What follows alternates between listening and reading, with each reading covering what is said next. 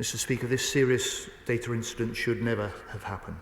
To all those whose information was compromised, I offer a sincere apology today on behalf of the British government. The list of who the Defence Secretary was saying sorry to, though, was far longer and far more damaging than he first let on. It's 4 years since the Taliban seized control of Afghanistan once more, and 2 days ago the Ministry of Defence was forced to admit that less than a year after these desperate scenes, the details of nearly 19,000 Afghans who had helped international forces were accidentally leaked by a member of British defence personnel.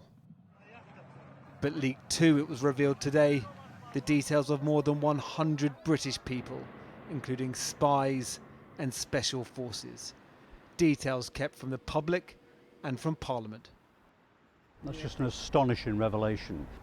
Very serious, not just for those individuals. Individuals who work for our security services, quite rightly, identities are kept secret. The leak of these names not only compromises those individuals, it compromises the individual capabilities of our agencies. That is very, very serious. For 2 years, news organisations have been fighting the courts to reveal the leak. A super injunction was sought by the Ministry of Defence, silencing reporting almost as soon as it was discovered on the grounds of national security. But in Parliament on Tuesday, the Defence Secretary revealed this about senior military personnel. And in a small number of cases, Mr. Speaker, the names of members of Parliament, senior military officers and government officials were noted as supporting the application. That was a detail the court had gagged the media from reporting. My challenge now to the government is, if there's anything more, get it out now. If it's information which they can't put into the public domain, they should share it with the Intelligence Security Committee. It's no good having this drip approach which is happening. It's been appallingly handled. The fallout of this leak meant developing a secret route to the UK for almost 7,000 at-risk Afghans. The government say it will cost them possibly £850 million. The cost of competency, or the perception of it at least, far harder to measure. Well, Paul is with me now. How serious is this further revelation? Well, if we take a beat, if we step back from the immediacy of only having just learned all this, security services have known about this for 2 years since the leak happened. So that's 2 years to mitigate the risk. But having said that, if you're a member of MI6, having your identity outed, that's a potential career ender. If you're in the SBS or the SAS and your details are out there, there's a potential threat to life because of the operations you might have taken part in. I've heard from former members of both security services and the Special Forces today, not people on the list, but part of the community. They are furious and they are flabbergasted. And one of the points they make is that 2 days ago, the government's argument was, look, if you're an Afghan on this list, don't worry about it that much because actually, the Taliban have had government records for the last couple of years. They already know about you. But that doesn't hold water here.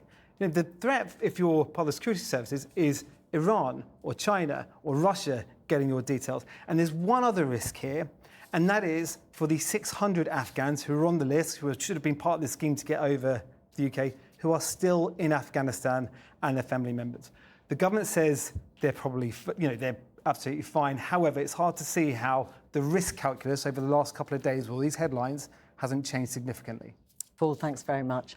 Well, joining me now is the Labour peer, Helen Kennedy, who arranged the evacuation of more than 500 people from Afghanistan in 2021 and is still in contact with many in the country. Baroness Kennedy, there has been one devastating revelation after another on this data breach. Today, this fact that personal data of serving and former members of the Special Forces. What do you make of it? Well, I mean, I'm shocked. It doesn't surprise me because I know, and because of the ways in which asylum applications are made and under these special schemes, you had to have support and proof that you were someone who had done work for the British Army in occupation in Afghanistan. You had to show that you'd had links to British government officials, that you had been their interpreters and so on, and you needed to have supportive evidence from those individuals. And so it's not a surprise that it should be in a spreadsheet of applications that were being made. However, the idea that such applications could find their way into the public domain because of some error of pressing the wrong button on a computer is really alarming, and that they weren't encrypted, that there wasn't great care taken with that kind of information. I mean, Jackie, I can tell you that when I evacuated my women lawyers and judges and so on with their families, their husbands, who often were themselves lawyers who had worked in the justice system, often, I mean, they had children and so on. When I got them out, I was helped by the very people that we're talking about, people who worked for our intelligence community, people who helped me make contact with people who could help me on the ground in Afghanistan, getting the women from Kabul and other cities up to Mazar al-Sharif, where I had chartered aeroplanes to get people out. And all I can tell you is that it wouldn't have been possible without those people. And the risk to them now is a shock. And I do think that there's something wrong with the system that allowed someone to have that material and to so easily, by pressing the wrong button, send it out into the ether and put people at risk. Exactly that point. You raise the issue of risk, and that is at the heart of all of this, isn't it?